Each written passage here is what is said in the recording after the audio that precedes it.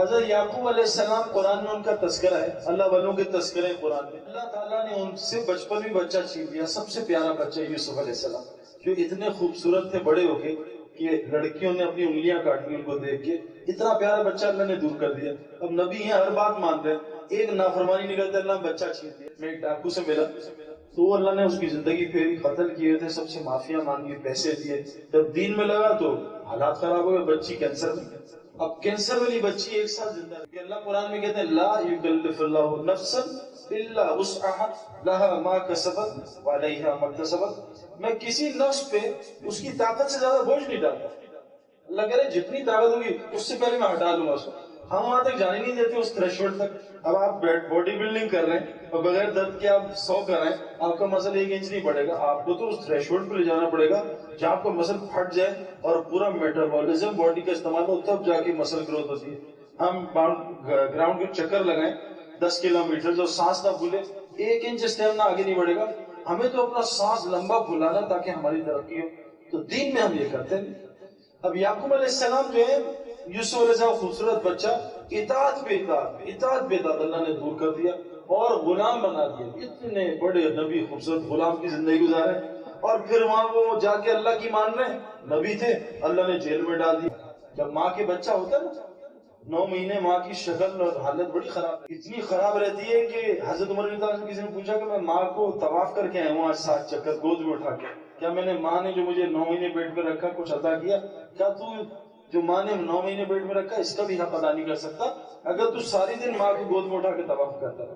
ماں اتنی تکلیف سے گزرتی ہے، لیکن تکلیف سے گزرنے کے بغیر اس کو وہ چاند نہیں ملتا جو 9 مہینے بعد باہر آتا ہے اور ماں اس کو گلے لگاتی ہے، بغیر تکلیف سے گزرے نہیں ہو سکتی۔ یوسف علیہ السلام کتنی زندگی مشکل گزاری، پھر اللہ تعالیٰ نے تخت مصر میں بٹھایا جیل میں، نہ کوئی الیکشن لڑے، نہ کچھ پیسے کھلائے لوگوں کو۔ اللہ تعالیٰ نے خواب ڈالا، خواب کی تعبیر ان کے دل میں ڈال دی۔ 4 آدمی ایسے اس کائنات میں گزرے جو خواب کی تعبیر بتا سکتے تھے، جن میں یوسف علیہ السلام بھی، حضور صلی اللہ علیہ وسلم دوسرے تھے، حضرت ابوبکر صدیق تیسرے تھے، اور ابن سیرین رحمۃ اللہ علیہ جو تابعی میں سے 100 سال بعد آئے حضور کے جانے کے بعد، یہ 4 آدمی جو خواب کی تعبیر بتاتے تھے، جو کتابوں سے ثابت خواب کی تعبیر تھی، بادشاہ نے تخت پہ بٹھا دیا۔ حضور صلی اللہ علیہ وسلم اطاعت پہ اطاعت، اور اللہ قرآن میں کہہ رہے فَلَعَلَّكَ بَاخِعٌ نَفْسَكَ عَلَىٰ آثَارِهِمْ إِن لَّمْ يُؤْمِنُوا بِهَٰذِهِ الْحَدِيثِ أَسَفًا۔ کیا آپ اپنی جان لے لیں گے اگر یہ مسلمان نہیں ہوں گے؟ آپ اپنی جان کے پیچھے تو نہ پڑیں، اللہ تسلی دے رہے ہیں۔ ان کا مزاج سمجھنا پڑے گا۔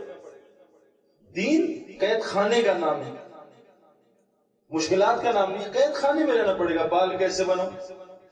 لیکن کیا آپ کو پتا ہے پاکستان میں وولٹیج بہت کم آتی ہے، 220 نہیں آتی، دو ہی وولٹیج میں چیزیں صحیح رہتی ہیں، اگر وولٹیج ان سے ہٹے تو چیزیں برباد ہو جاتی ہیں۔ جہاں 120 آئی، 30 آئی، 20 آئی، 90 آئی، وہاں اے سی اڑ جاتے ہیں۔ پاکستان میں ہم اے سی اڑتے ہیں۔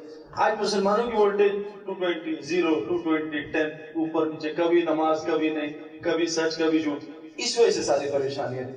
تو دین کے مزاج کو سب سے پہلے سمجھنا پڑے گا قرآن سے۔ قرآن سچی کتاب، ساری دنیا اس کو مانتی ہے، 1400 سال 30 سال ہو گئے، کوئی آدمی اس قرآن کے لفظ کو بدل نہیں سکا۔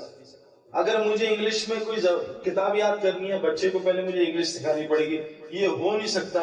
آپ بچے کو انگلش سکھائے بغیر، اس کی گرامر سکھائے بغیر اس کو کتاب رٹا دیں، قرآن کا ایک لفظ بچہ نہیں جانتا، 6 سال کا بچہ پورا قرآن یوز کر لیتا ہے۔ یہ قرآن کا معجزہ ہے۔